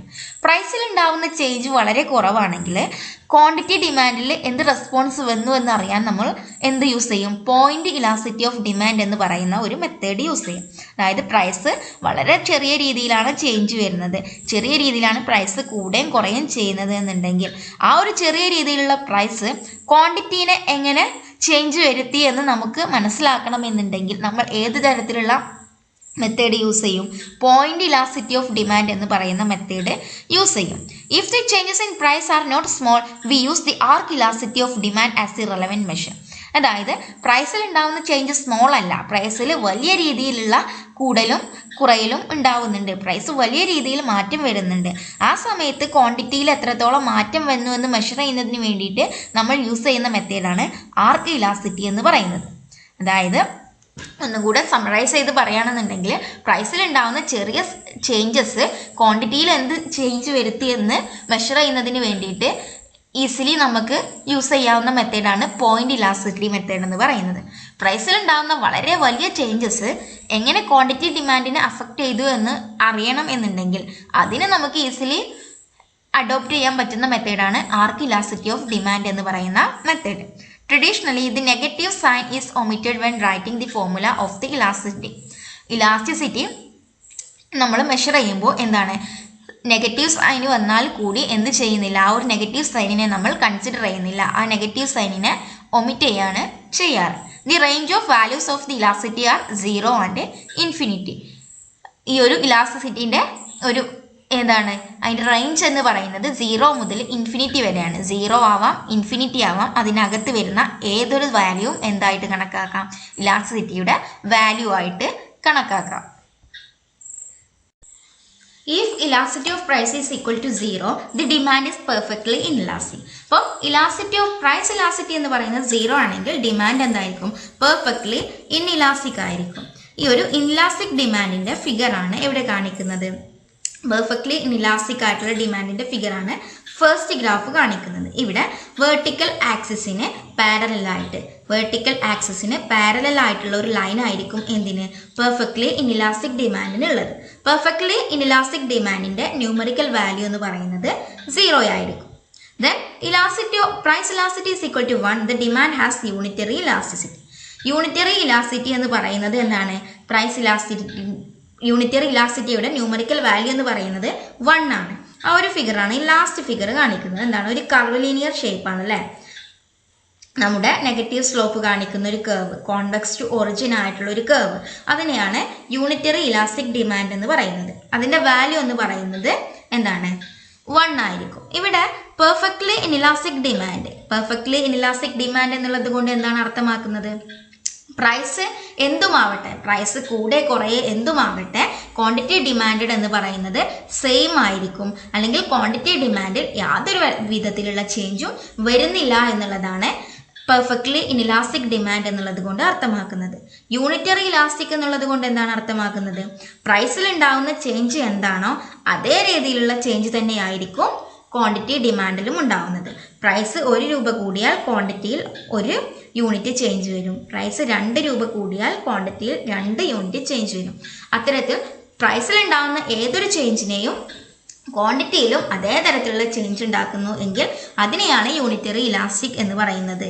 അതുകൊണ്ടാണ് പ്രൈസിൽ ഉണ്ടാകുന്ന അതേ ചേഞ്ച് ഡിവൈഡഡ് ബൈ ക്വാണ്ടിറ്റിയിൽ ഉണ്ടാകുന്ന അതേ ചേഞ്ച് അല്ലേ, അതുകൊണ്ടാണ് എന്തുണ്ടാവുന്നത്, ഇലാസ്റ്റിറ്റി 1 ആയിട്ട് മാറിയത്. Then elasticity is equal to infinity. The demand is perfectly elastic. Price elasticity infinity ആണ് എന്നുണ്ടെങ്കിൽ അതിനെയാണ് പെർഫെക്റ്റ്ലി ഇലാസ്റ്റിക് എന്ന് പറയുന്നത്. ഈ ഒരു ഫോർത്ത് ഫിഗർ കാണിക്കുന്നത് പെർഫെക്റ്റ്ലി ഇലാസ്റ്റിക് ഡിമാൻഡിനെയാണ്. അതിൻ്റെ ന്യൂമറിക്കൽ വാല്യൂ എന്ന് പറയുന്നത് ഇൻഫിനിറ്റി ആണ്. പ്രൈസിൽ ഉണ്ടാവുന്ന ചേഞ്ച് വളരെ വലിയ മാറ്റമാണ്, ഇൻഫിനിറ്റ് ആയിട്ടുള്ള മാറ്റമാണ് ക്വാണ്ടിറ്റി ഡിമാൻഡിൽ ഉണ്ടാക്കുന്നത്. ചെറിയൊരു പ്രൈസ് ചേഞ്ച് പോലും ക്വാണ്ടിറ്റി ഡിമാൻഡിനെ വലിയ രീതിയിൽ അഫക്റ്റ് ചെയ്യും. ചെറിയൊരു പ്രൈസ് പോലും ക്വാണ്ടിറ്റി ഡിമാൻഡിനെ വലിയ രീതിയിൽ ചേഞ്ച് വരുത്തും. അത്തരത്തിലുള്ള ഒരു ചേഞ്ചിനെയാണ് പെർഫെക്റ്റ്ലി ഇലാസ്റ്റിക് ഡിമാൻഡ് കൊണ്ട് അർത്ഥമാക്കുന്നത്. Then If 0 less than E less than 1, we say that the demand is inelastic. Inelastic demand എന്നതുകൊണ്ട് എന്താണ് അർത്ഥമാക്കുന്നത്? അതിൻ്റെ ഇലാസ്റ്റിറ്റിയുടെ ന്യൂമറിക്കൽ വാല്യൂ എന്ന് പറയുന്നത് 0ക്കും 1നും ഇടയ്ക്കായിരിക്കും. 0 ആയിരിക്കും മിനിമം, ഹയർ 1 ആയിരിക്കും. 0ക്കും 1നും ഇടയ്ക്കായിരിക്കും എന്ത് ആ ഒരു ഇലാസ്റ്റിസിറ്റിയുടെ ന്യൂമറിക്കൽ വാല്യൂ എന്ന് പറയുന്നത്. അതിനെയാണ് ഇനിലാസ്റ്റിക് ഡിമാൻഡ് എന്ന് പറയുന്നത്. ഇത്തരത്തിലുള്ള ഒരു കർവായിരിക്കും എന്തിന് ഇനിലാസ്റ്റിക് ഡിമാൻഡിന് ഉണ്ടായിരിക്കുക. Then if 1 less than E less than infinity, we say that the demand is elastic. Elastic demand എന്നപ്പോഴാണ് പറയുക ഇലാസ്റ്റിറ്റിയുടെ വാല്യൂ 1നും ഇൻഫിനിറ്റിക്കും ഇടയ്ക്കായിരിക്കും. അതിനെയാണ് ഇലാസ്റ്റിക് ഡിമാൻഡ് എന്ന് പറയുന്നത്. ഫ്ലാറ്റർ ആയിട്ടുള്ള ഒരു ഷേപ്പാണ് ഏതിനുള്ളത്? ഫ്ലാറ്റർ ആയിട്ടുള്ള കേർവ് കാണിക്കുന്നത് എന്തിനെയാണ്? ഇലാസ്റ്റിക് ഡിമാൻഡിനെയാണ്. ഫ്ലാറ്റർ ആയിട്ടുള്ള ഇത്തരത്തിലുള്ള ഒരു ഫിഗർ കാണിക്കുന്നത്. ഇതാണ് ഇലാസ്റ്റിറ്റിയുടെ ഒരു കോമൺ നേച്ചർ എന്ന് പറയുന്നത്. Then the basic determinants of the elasticity of demand of a commodity with respect to its own price are. അതായത് ഇലാസ്റ്റിറ്റി ഓഫ് ഡിമാൻഡിൻ്റെ ഡിറ്റർമിനൻസ് എന്തൊക്കെയാണെന്ന് നോക്കാം. First one, the availability of substitutes. അതായത് എത്രത്തോളം സബ്സ്റ്റിറ്റ്യൂട്ട്സ് അവൈലബിൾ ആയിട്ടുണ്ട് എന്നുള്ളതാണ്. The demand for A commodity is more elastic if there are close substitutes for it. Demand for A commodity, ഒരു കമ്മോഡിറ്റിയുടെ demand elastic ആണ് എന്ന് പറയുമ്പോൾ എങ്ങനെയായിരിക്കും? സബ്സ്റ്റിറ്റ്യൂട്ട്സ്, ഒരുപാട് അടുത്തടുത്ത സബ്സ്റ്റിറ്റ്യൂട്ട്സ് അവൈലബിൾ ആയിരിക്കും. അത് ഒരു കമ്മോഡിറ്റിക്ക് പകരം വെക്കാവുന്ന കമ്മോഡിറ്റീസ് അവിടെ അവൈലബിൾ ആയിരിക്കുന്ന സമയത്ത് ഡിമാൻഡ് എന്തായിരിക്കും? മോർ ഇലാസ്റ്റിക് ആയിരിക്കും. The nature of the second one ആണ് the nature of the need that the commodity satisfies. In general, luxury goods are price elastic while necessities are price inelastic. ഒരു കമ്മോഡിറ്റീൻ്റെ satisfies ചെയ്യുന്നതിൻ്റെ ആവശ്യകത എത്രത്തോളമാണ്, ആ ഒരു കമ്മോഡിറ്റിക്ക് എത്രത്തോളം ആവശ്യകത ഉണ്ട് എന്നുള്ളതും കൂടെ എന്തിനെ അഫക്റ്റ് ചെയ്യും? ഈ ഒരു ഇലാസ്റ്റിസിറ്റിനെ അഫക്റ്റ് ചെയ്യും. ലക്ഷറി ഗുഡ്സ് എന്ന് പറയുന്നത് അല്ലേ, ലക്ഷറി ഗുഡ്സ് അത്ര നെസസറി അല്ലാത്ത ഗുഡ്സ് ആണ്. അപ്പം അത്തരം ലക്ഷറി ഗുഡ്സിൻ്റെ കാര്യത്തിൽ പ്രൈസ് എപ്പോഴും ഇലാസ്റ്റിക് ആയിരിക്കും. നെസസിറ്റീസിൻ്റെ കാര്യത്തിലോ നെസസറി ഗുഡ്സിൻ്റെ കാര്യത്തിൽ പ്രൈസ് എപ്പോഴും എന്തായിരിക്കും? ഇൻഇലാസ്റ്റിക് ടെൻഡൻസി ആയിരിക്കും കാണിക്കുന്നത്. Then third one is the time period. Time പീരിയഡും എന്തിനെ അഫക്റ്റ് ചെയ്യും? ഇലാസ്റ്റിസിറ്റീനെ അഫക്റ്റ് ചെയ്യും. Demand is more elastic in the long run. Long റണ്ണിൽ എപ്പോഴും ഡിമാൻഡ് എപ്പോഴും മോർ ഇലാസ്റ്റിക് ആയിരിക്കും. Then the fourth one is the number of uses to which a commodity can be put. ഒരു കമ്മോഡിറ്റിക്കുള്ള നമ്പർ ഓഫ് യൂസസ്, എത്രത്തോളം use ഒരു കമ്മോഡിറ്റിക്ക് ഉണ്ട് എന്നുള്ളതും ഇലാസ്റ്റിസിറ്റീനെ അഫക്റ്റ് ചെയ്യുന്നുണ്ട്. The more the possible uses of a commodity the greater is price elasticity will be. അതായത് ഒരു കമ്മോഡിറ്റിക്ക് ഒരുപാട് യൂസസ് ഉണ്ട് എങ്കിൽ ആ കമ്മോഡിറ്റിയുടെ ഇലാസ്റ്റിസിറ്റി എന്ന് പറയുന്നത് എപ്പോഴും ഗ്രേറ്റർ ആയിരിക്കും. ഗ്രേറ്റർ ഇലാസ്റ്റിസിറ്റി ആയിരിക്കും ഒരുപാട് യൂസസ് ഉള്ള ഒരു കമ്മോഡിറ്റിക്ക് ഉണ്ടായിരിക്കുക. Then the last one is the proportion of income spent on the particular commodity. ഒരു കമ്മോഡിറ്റിക്ക് വേണ്ടി എത്രത്തോളം ഇൻകം സ്പെൻഡ് ചെയ്യുന്നുണ്ട് എന്നുള്ളതും കൂടി എന്തിനെ അഫക്റ്റ് ചെയ്യും? ഇലാസ്റ്റിറ്റി ഓഫ് ഡിമാൻഡിനെ അല്ലെങ്കിൽ പ്രൈസ് ഇലാസ്റ്റിറ്റി ഓഫ് ഡിമാൻഡിനെ അഫക്റ്റ് ചെയ്യും. The next one is methods of measuring price elasticity. Price elasticity measure ചെയ്യുന്നതിനുള്ള മെത്തേഡ്സ് എന്തൊക്കെയാണ്? പ്രധാനമായിട്ടും 4 മെത്തേഡാണ് നമ്മൾ ഡിസ്കസ് ചെയ്യുന്നത്. First one is the percentage method, second one is the point method, then the arc method, then the last and final one is the total outlay method. The percentage method പ്രകാരം price elasticity of demand കാണുന്നതിനുള്ള equation ആണ് EP is equal to EP means price elasticity dQ by dP into P by Q. അതായത് dQ എന്ന് പറയുന്നത് ക്വാണ്ടിറ്റിയിൽ വരുന്ന changes, എത്രത്തോളം ക്വാണ്ടിറ്റിയിൽ ചേഞ്ച് വരുന്നുണ്ട് എന്നുള്ളതാണ് DQ. ദെൻ DP എന്ന് പറയുന്നത് പ്രൈസിൽ വരുന്ന changes into P by Q. P എന്ന് പറയുന്നത് ആദ്യത്തെ പ്രൈസ്, ബേസിക് ആയിട്ടുള്ള പ്രൈസ്. Q എന്ന് പറയുന്നത് ആദ്യത്തെ ക്വാണ്ടിറ്റി. ഇനി ഈ ഒരു ഇക്വേഷൻ നമ്മൾ അപ്ലൈ ചെയ്താൽ ഇക്വേഷൻ അപ്ലൈ ചെയ്താൽ കിട്ടുന്ന റിസൾട്ട് ഈ ഇപിക്ക് എന്ത് വാല്യൂ കിട്ടുന്നു, അത് എങ്ങനെ എന്ത് തരം ഇലാസ്റ്റിസിറ്റി ആണെന്ന് തിരിച്ചറിയുന്നത് എങ്ങനെയാണ്? അതായത് ഇതിൻ്റെ ഈ ഒരു ഇക്വേഷൻ അഡോപ്റ്റ് ചെയ്തിട്ട് EP ഗ്രേറ്റർ ദാൻ 1 ആണ് കിട്ടുന്നതെന്നുണ്ടെങ്കിൽ, ഈ ഒരു ഇക്വേഷനിൽ EPയുടെ വാല്യൂ ഗ്രേറ്റർ ദാൻ 1 ആണ് കിട്ടുന്നത് എന്നുണ്ടെങ്കിൽ the demand is elastic, demand elastic ആയിരിക്കും എന്നാണ് അർത്ഥം. ഈ ഇപിയുടെ വാല്യൂ 1 ആണ് കിട്ടുന്നത് എങ്കിൽ the demand has unitary elasticity. Demand എന്തായിരിക്കും? യൂണിറ്ററി ഇലാസ്റ്റിസിറ്റി ആയിരിക്കും. ദെൻ ഇപി ലെസ് ദാൻ 1 ആണ് കിട്ടുന്നത് എങ്കിൽ ഡിമാൻഡ് ഇൻഇലാസ്റ്റിക് ആയിരിക്കും എന്നുള്ളതാണ്. അതായത് ഇപി ഗ്രേറ്റർ ദാൻ 1 എന്ന് പറയുന്നത് പ്രൈസിലുണ്ടാവുന്ന ചേഞ്ചസ് ക്വാണ്ടിറ്റിയിൽ, പ്രൈസിലുണ്ടാവുന്ന ചേഞ്ചിനേക്കാളും കൂടുതലായിരിക്കും ക്വാണ്ടിറ്റിയിൽ ചേഞ്ചസ് ഉണ്ടായിരിക്കുക എന്നുള്ളതാണ് ഇപി ഗ്രേറ്റർ ദാൻ 1 എന്ന് പറയുന്നത്. ഇപി ലെസ് ദാൻ 1 എന്ന് പറഞ്ഞാൽ പ്രൈസിലുണ്ടാവുന്ന ചേഞ്ചിനേക്കാളും കുറവായിരിക്കും ക്വാണ്ടിറ്റിയിൽ ചേഞ്ച് വരുന്നത് എന്നാണ്. ഇപി ഈസ് ഈക്വൽ ടു 1 എന്ന് പറയുന്നത് പ്രൈസിലുണ്ടാവുന്ന അതേ ചേഞ്ച് തന്നെ ആയിരിക്കും ക്വാണ്ടിറ്റിയിലും വരുന്നത് എന്നുള്ളതാണ്. പെർസെൻറ്റേജ് മെത്തേഡ് പ്രകാരം എങ്ങനെയാണ് പ്രൈസ് ഇലാസ്റ്റിറ്റി ഓഫ് ഡിമാൻഡ് കാണുന്നത് എന്നതിനുള്ള ഒരു എക്സാമ്പിളാണ് ഇവിടെ കൊടുത്തിട്ടുള്ളത്. Question: suppose the price of commodity X falls from ₹5 per kg to ₹3 per kg and its quantity demanded increases from 10 kg to 30 kg. ഈ സമയത്ത് പ്രൈസ് ഇലാസ്റ്റിറ്റി എങ്ങനെ കണ്ടെത്തും എന്നുള്ളതാണ്. പ്രൈസ് 5 എക്സ് എന്ന് പറയുന്ന കമ്മോഡിറ്റിയുടെ പ്രൈസ് 5 ആയിരുന്നു, അത് 3 ആയിട്ട് കുറഞ്ഞു. ആ സമയത്ത് ക്വാണ്ടിറ്റി ഡിമാൻഡ് 10 നിന്നും 30 ആയിട്ട് കൂടി. പ്രൈസ് കുറഞ്ഞ സമയത്ത് ക്വാണ്ടിറ്റി കൂടി. ഈ പ്രൈസിലുണ്ടായ ചേഞ്ച് 5 നിന്നും 3 ആയിട്ട് കുറഞ്ഞ സമയത്ത്, പ്രൈസ് കുറഞ്ഞ സമയത്ത് ക്വാണ്ടിറ്റിയിൽ എത്രത്തോളം ചേഞ്ച് വന്നു എന്നാണ് ഈ പ്രൈസ് ഇലാസ്റ്റിറ്റി ഓഫ് ഡിമാൻഡ് മനസ്സിലാക്കുന്നത്. അതിനിവിടെ നമ്മൾ പെർസെൻറ്റേജ് മെത്തേഡാണ് യൂസ് ചെയ്യുന്നത്. പെർസെൻറ്റേജ് മെത്തേഡ് പ്രകാരം ഇക്വേഷൻ ഇതാണ്: E P is equal to dQ/dP into P/Q. നമുക്കറിയാം dQ എന്ന് പറയുന്നത് ക്വാണ്ടിറ്റി, ചേഞ്ചസ് ഇൻ ക്വാണ്ടിറ്റി ആണ്. dQ എത്രയായിരിക്കും ഇവിടെ? ക്വാണ്ടിറ്റി 10 നിന്നും 30 ആയിട്ട് കുറഞ്ഞു. അപ്പം 10ഉം 30ഉം തമ്മിലുള്ള ഡിഫറൻസ് 20. അപ്പോൾ dQ എന്ന് പറയുന്നത് 20. ദെൻ dP എത്രയാണ്? ചേഞ്ചസ് ഇൻ പ്രൈസ് ആണ് dP. 5 നിന്നും 3 ആയിട്ട് കുറഞ്ഞപ്പോൾ 2 അല്ലേ? 2 ആണ്, അല്ലെങ്കിൽ -2. നമ്മൾ പ്രൈസ് ഇലാസ്റ്റിറ്റി കാണുമ്പോൾ മൈനസ് സൈൻ അവോയ്ഡ് ചെയ്യും എന്ന് പറഞ്ഞിട്ടുണ്ട്. വേണമെങ്കിൽ കൺസിഡർ ചെയ്യാം മീൻസ് വേണമെങ്കിൽ ഇവിടെ -2 എന്ന് ഇടാം. പക്ഷേ അതിൻ്റെ ഫൈനൽ വാല്യൂ കാണുമ്പോൾ എപ്പോഴും നമ്മൾ മൈനസ് സൈനെ അവോയ്ഡ് ചെയ്യുകയാണ് ചെയ്യുന്നത്. അപ്പം 20/2 ആണ് നമ്മുടെ dP കിട്ടിയത് അല്ലേ? 20/2 എന്നുള്ളത് കിട്ടി. ഇനി P/Q എന്ന് പറയുന്നത്, P എന്ന് പറയുമ്പോൾ ആദ്യത്തെ പ്രൈസ്, ഫസ്റ്റ് ഇനീഷ്യൽ പ്രൈസ് 5 ആയിരുന്നു അല്ലേ? ദെൻ എന്താണ്? അതിൽ നിന്നും എന്ത് കുറക്കണം? Q കാണണം. Q എത്രയാണ്?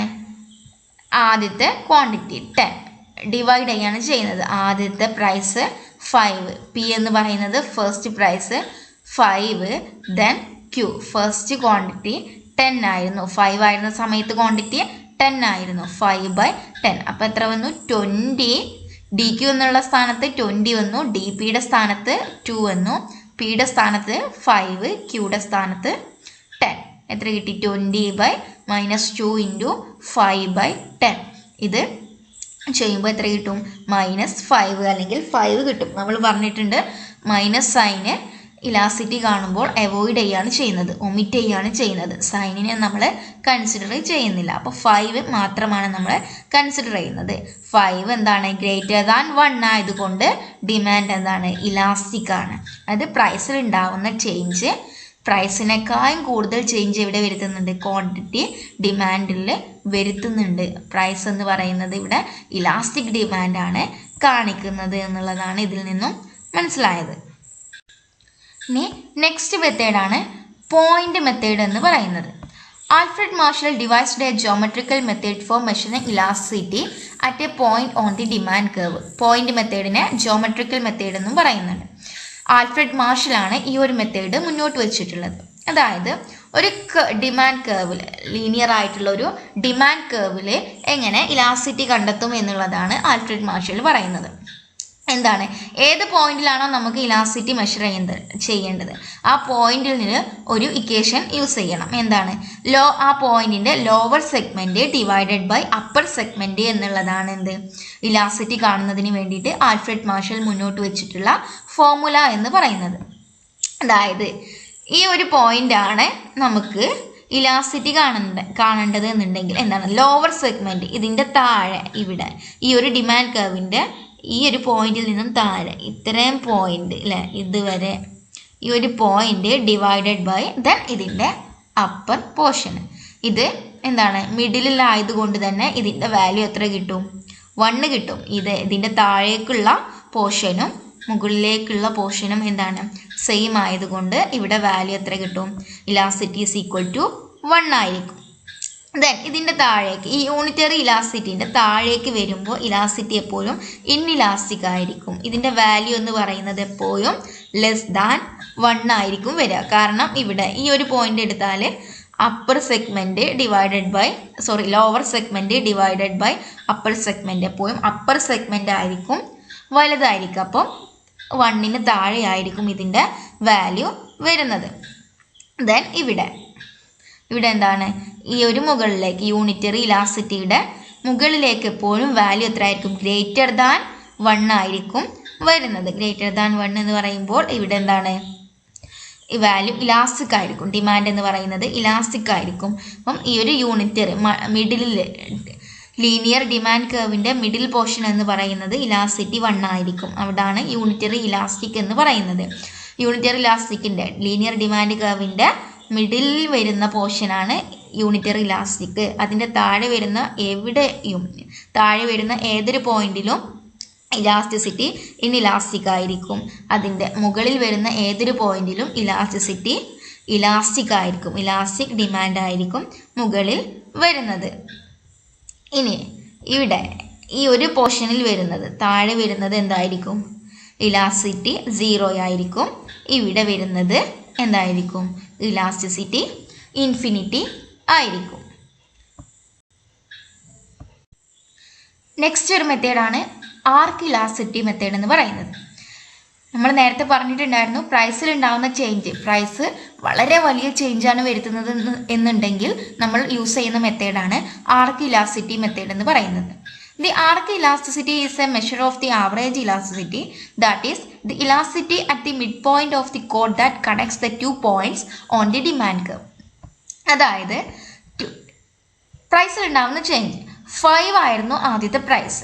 ദെൻ അത് 10 ആയിട്ട് ഇൻക്രീസ് ചെയ്തു.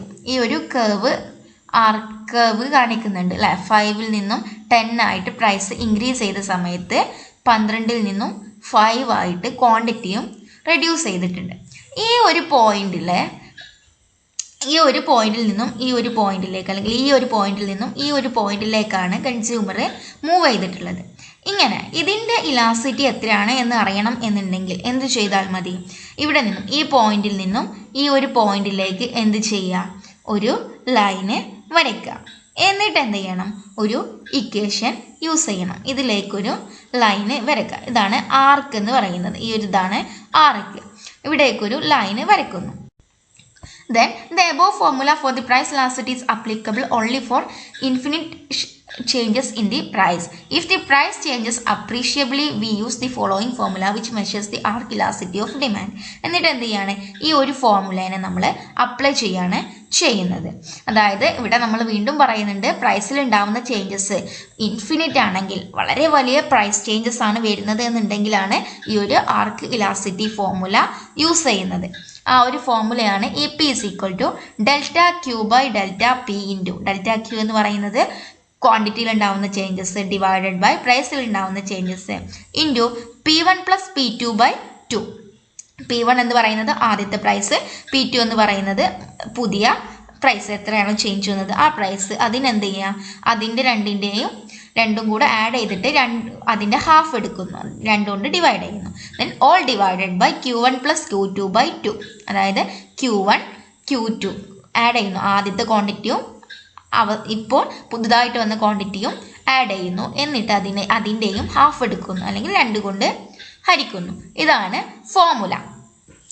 അല്ലെങ്കിൽ എങ്ങനെയും പറയാം, ΔQ / ΔP into P1 + P2/Q1 + Q2 എന്നും എന്തായിട്ട് പറയാം? ചുരുക്കി പറയാം. ഇതിനെ നമ്മൾ ഒന്നും കൂടെ എഴുതുമ്പോൾ എന്താവും? ഈ രണ്ടും കൂടെ ക്യാൻസൽ ചെയ്ത് പോകും. എന്നിട്ട് ഇങ്ങനെ ഒരു സിംപ്ലിഫൈ ചെയ്തിട്ടുള്ള ഫോർമുല നമുക്ക് കിട്ടും. ΔQ / ΔP into P1 + P2/Q1 + Q2 എന്നുള്ള ഫോർമുലയാണ് നമുക്ക് പിന്നെ സിംപ്ലിഫൈ ചെയ്തിട്ട് കിട്ടുന്നത്.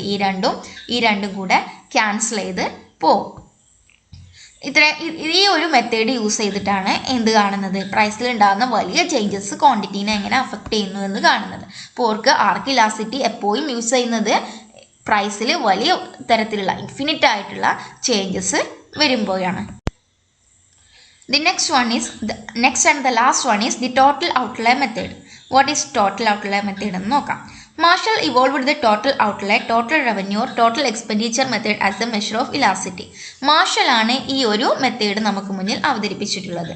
അതിനെ ടോട്ടൽ ഔട്ട്ലേ മെത്തേഡ് എന്നും ടോട്ടൽ റവന്യൂ മെത്തേഡ് എന്നും ടോട്ടൽ എക്സ്പെൻഡിച്ചർ മെത്തേഡ് എന്നൊക്കെ പറയാം. Total outlay is equal to price into quantity demanded. Total outlay എന്ന് പറയുന്നത് എന്താണ്, പ്രൈസിനെ ക്വാണ്ടിറ്റി കൊണ്ട് ഇൻഡ്യൂ ചെയ്യുമ്പോഴാണ് എന്ത് കിട്ടുന്നത്, ടോട്ടൽ ഔട്ട്ലേ കിട്ടുന്നത്. ടോട്ടൽ ഔട്ട്ലേ എന്ന് പറയുന്നത് ടോട്ടൽ എക്സ്പെൻഡിച്ചർ ആവാം, ടോട്ടൽ റവന്യൂ ആവാം. പ്രൈസും ക്വാണ്ടിറ്റിയും കൂടെ ഇൻഡ്യൂ ചെയ്യുമ്പോഴാണ് ടോട്ടൽ ഔട്ട്ലേ നമുക്ക് കിട്ടുന്നത്. ഈ ഒരു മെത്തേഡ് പ്രകാരം ഒരു ഡിമാൻഡ് എന്ന് പറയുന്നത് ഇലാസ്റ്റിക് ആണെന്ന് എപ്പോഴാണ് പറയുന്നത്, ഡിമാൻഡ് ഇലാസ്റ്റിക് ആണെന്ന് പറയുന്നത്. Demand is elastic when with the fall in price the total expenditure increases and with the rise in price the total expenditure decreases. അതായത് പ്രൈസ് ഫോൾ ചെയ്യുകയാണെങ്കിൽ എക്സ്പെൻഡിച്ചർ, ഒരു വ്യക്തിയുടെ അല്ലെങ്കിൽ ഒരു സാധനത്തിൻ്റെ പ്രൈസ് ഫോൾ ചെയ്യുകയാണെങ്കിൽ ഒരു വ്യക്തിയുടെ എക്സ്പെൻഡിച്ചർ കൂടുന്നു, അല്ലെങ്കിൽ പ്രൈസ് റൈസ് ചെയ്യുമ്പോൾ എക്സ്പെൻഡിച്ചർ കുറയുന്നു. ഓപ്പോസിറ്റ് വിപരീതം സംഭവിക്കുമ്പോഴാണ് പ്രൈസ് ഇലാസ്റ്റിക് ആണെന്ന് പറയുന്നത്, ഡിമാൻഡ് ഇലാസ്റ്റിക് ആണെന്ന് പറയുന്നത്. പ്രൈസും എക്സ്പെൻഡിച്ചറും ഓപ്പോസിറ്റ് വേയിലാണ് പോകുന്നതെങ്കിലാണ് ഡിമാൻഡ് ഇലാസ്റ്റിക് ആണെന്ന് പറയുന്നത്. പ്രൈസ് ഫോളോ ചെയ്യുന്ന സമയത്ത് എക്സ്പെൻഡിച്ചർ ഇൻക്രീസ് ചെയ്യുന്നു, അല്ലെങ്കിൽ പ്രൈസ് കൂടുന്ന സമയത്ത് എക്സ്പെൻഡിച്ചർ കുറയുന്നു. അങ്ങനെ പ്രൈസും എക്സ്പെൻഡിച്ചറും തമ്മിൽ ഒരു ഓപ്പോസിറ്റ് റിലേഷനാണ്, ഒരു ഇൻവേഴ്സ് റിലേഷനാണ് കാണിക്കുന്നതെങ്കിൽ അപ്പോൾ ഡിമാൻഡ് എന്തായിരിക്കും, ഇലാസ്റ്റിക് ആയിരിക്കും.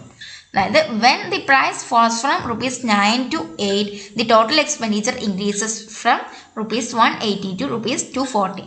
പ്രൈസ് 9 നിന്നും 8 ആയി കുറയുമ്പോൾ, ഒരു സാധനത്തിൻ്റെ പ്രൈസ് കുറയുമ്പോൾ സ്വാഭാവികമായിട്ടും എക്സ്പെൻഡിച്ചർ കുറയാണ് ചെയ്യേണ്ടത്. പക്ഷേ ഇലാസ്റ്റിക് ഡിമാൻഡ് ആവുന്ന സമയത്ത് എന്താണ്, 9 നിന്നും 8 ആയിട്ട് പ്രൈസ് കുറഞ്ഞ സമയത്ത് 180 നിന്നും 240 ആയിട്ട് എക്സ്പെൻഡിച്ചർ ഇൻക്രീസ് ചെയ്യുകയാണ് ചെയ്തിട്ടുള്ളത്. അപ്പോൾ പ്രൈസും അതുപോലെ തന്നെ എക്സ്പെൻഡിച്ചറും ഒരു ഓപ്പോസിറ്റ് റിലേഷൻ കാണിക്കുന്ന സമയത്ത് ഡിമാൻഡ് എന്തായിട്ട് കണക്കാക്കാം, ഇലാസ്റ്റിക് ആയിട്ട് കണക്കാക്കാം. ഇനി യൂണിറ്ററി ഇലാസ്റ്റിക് ഡിമാൻഡ് യൂണിറ്ററി ആണെന്ന് എപ്പോഴാണ് പറയുന്നത്, when with the fall or rise in price the total expenditure remains unchanged the elasticity of demand is unity. അതായത് പ്രൈസ് കൂടെ കുറയെ ചെയ്യട്ടെ, ടോട്ടൽ എക്സ്പെൻഡിച്ചർ യാതൊരു വിധത്തിലുള്ള ചേഞ്ചും വരുത്തുന്നില്ല എങ്കിൽ അതിനെ യൂണിറ്ററി ഇലാസ്റ്റിക് ആണെന്ന് പറയാം. Elasticity of demand is equal to 1 ആയിരിക്കും. പ്രൈസ് കൂടുന്നു അല്ലെങ്കിൽ കുറയുന്നു, പക്ഷെ എന്ത് ചെയ്യുന്നില്ല, ടോട്ടൽ എക്സ്പെൻഡിച്ചർ, ഒരു വ്യക്തിയുടെ എക്സ്പെൻഡിച്ചർ യാതൊരു വിധത്തിലുള്ള ചേഞ്ചും വരുന്നില്ല. അങ്ങനെയെങ്കിൽ ഡിമാൻഡ് എന്താണ്, യൂണിറ്റി ആയിരിക്കും. Elasticity of demand is equal to 1 ആയിരിക്കും.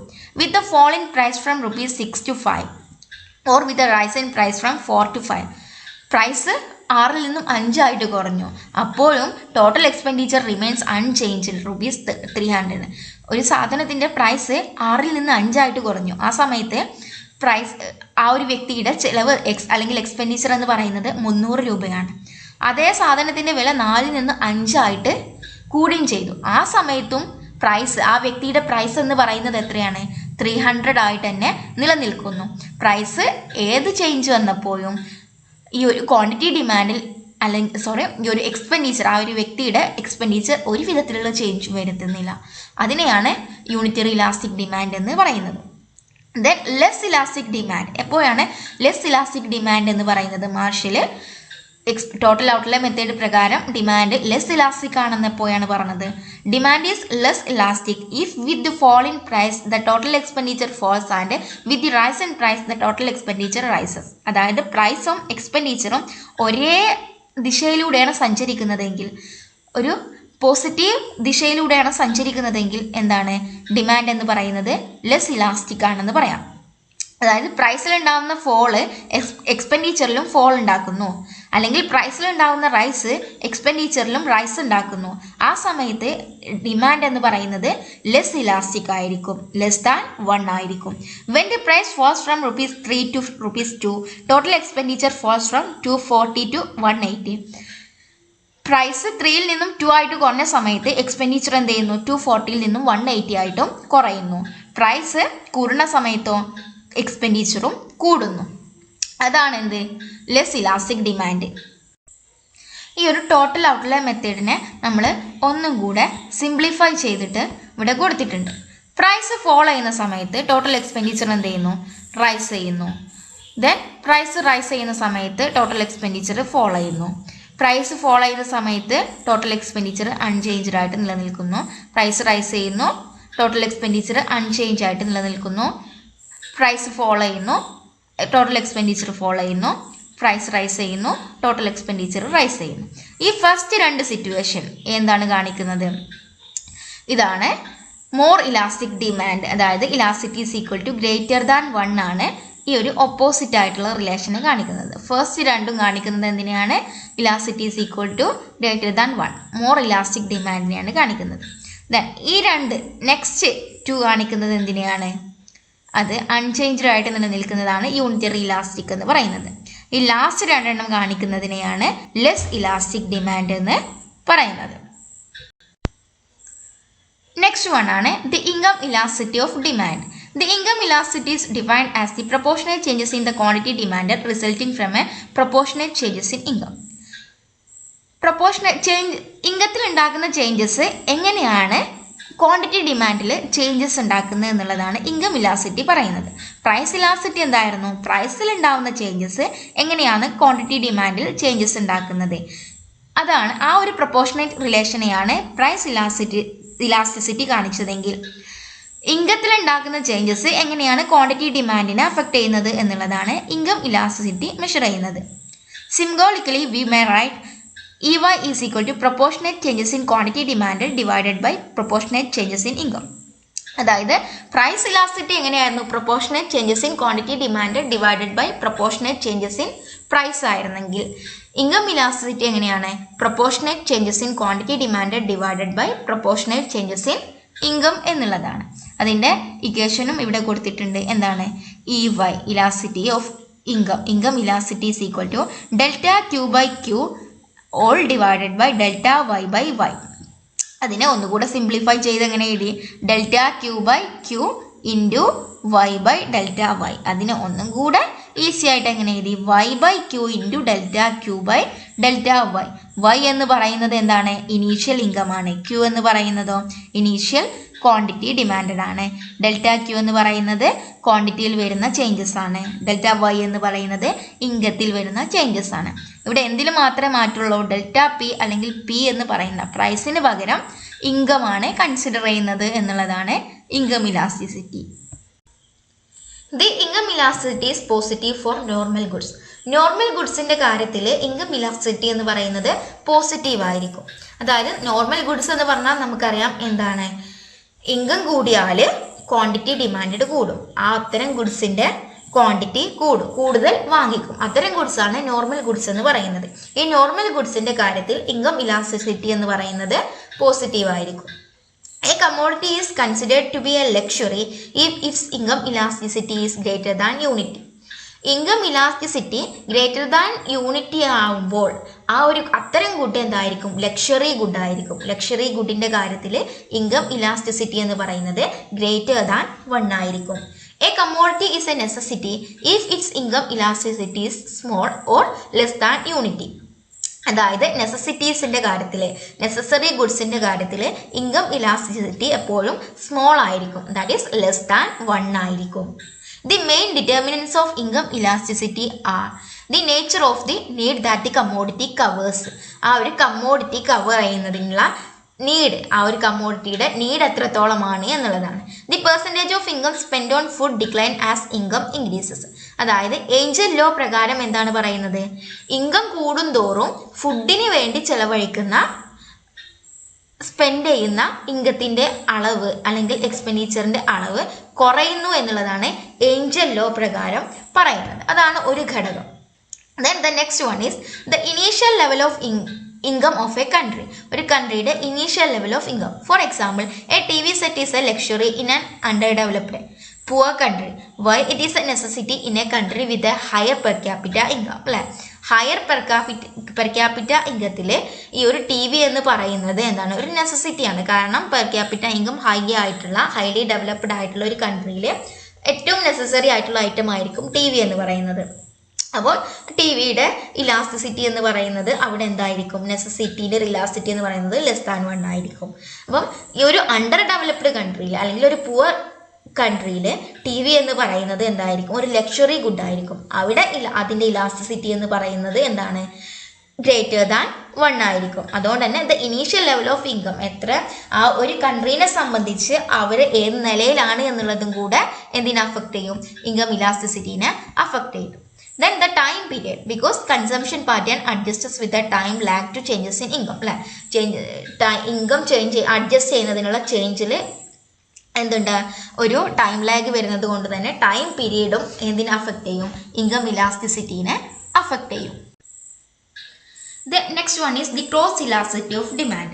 The cross elasticity of demand is defined as the proportional changes in the quantity demanded of X resulting from a proportional changes in the price of Y. അതായത് cross elasticity എന്ന് പറയുന്നത് Y എന്ന് പറയുന്ന കമ്മോഡിറ്റിയുടെ പ്രൈസിൽ ഉണ്ടാവുന്ന change X എന്ന് പറയുന്ന കമ്മോഡിറ്റിയുടെ ക്വാണ്ടിറ്റിയിൽ എത്രത്തോളം ചേഞ്ച് വരുത്തി എന്നുള്ളതാണ് ക്രോസ് ഇലാസ്റ്റിസിറ്റി മെഷർ ചെയ്യുന്നത്. ഒരു കമ്മോഡിറ്റിയുടെ പ്രൈസ് മറ്റൊരു കമ്മോഡിറ്റിയുടെ ക്വാണ്ടിറ്റിയിൽ എത്രത്തോളം പ്രൈസ് ചേഞ്ച് വരുത്തി എന്നുള്ളതാണ് ക്രോസ് ഇലാസ്റ്റിസിറ്റി മെഷർ ചെയ്യുന്നത്.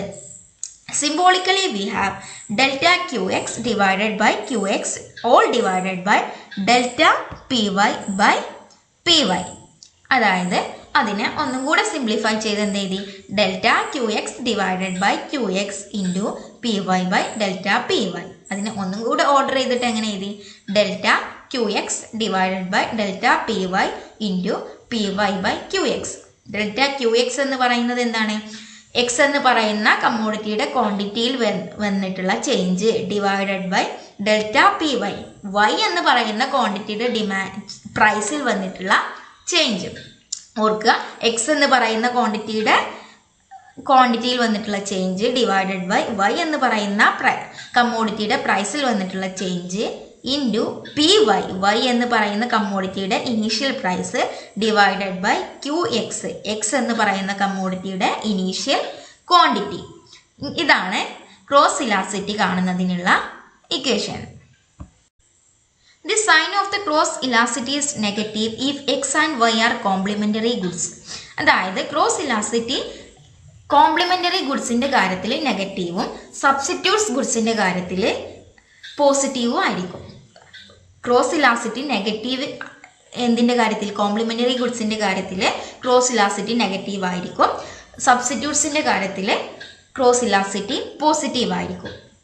എക്സും വൈയും കോംപ്ലിമെൻ്ററി ഗുഡ്സ് എന്ന് പറഞ്ഞാൽ ചേർത്ത് ഉപയോഗിക്കാൻ കഴിയുന്നത്. എക്സാമ്പിളായിട്ട് നമ്മുടെ കാറും പെട്രോളും എന്ന് പറയുന്നത് ഒരു കോംപ്ലിമെൻ്ററി ഗുഡ്സ് ആണ്. അത്തരത്തിലുള്ള കോംപ്ലിമെൻ്ററി ഗുഡ്സിൻ്റെ കാര്യത്തിൽ ക്രോസ് ഇലാസ്റ്റിറ്റി നെഗറ്റീവ് ആയിരിക്കും.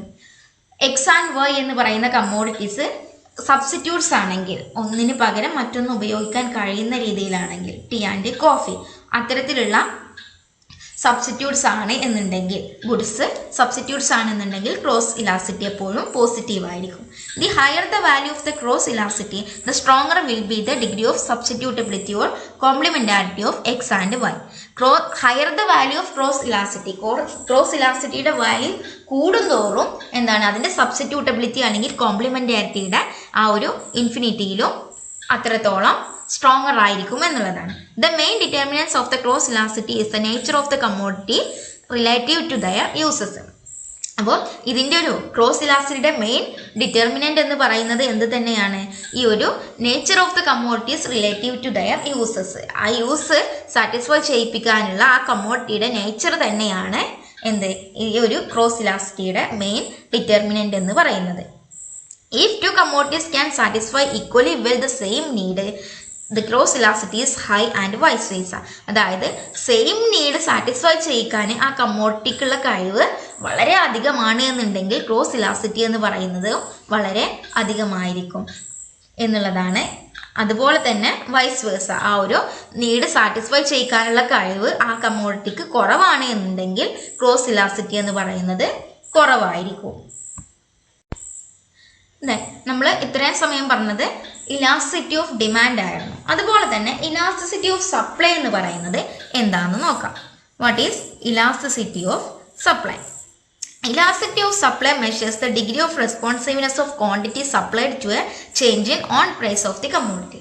നമ്മൾ ക്വാണ്ടിറ്റി ഡിമാൻഡിൽ ചേഞ്ച് വരുന്ന കാര്യമായിരുന്നു ഇലാസ്റ്റിസിറ്റി ഓഫ് ഡിമാൻഡിൽ പറഞ്ഞിരുന്നത്.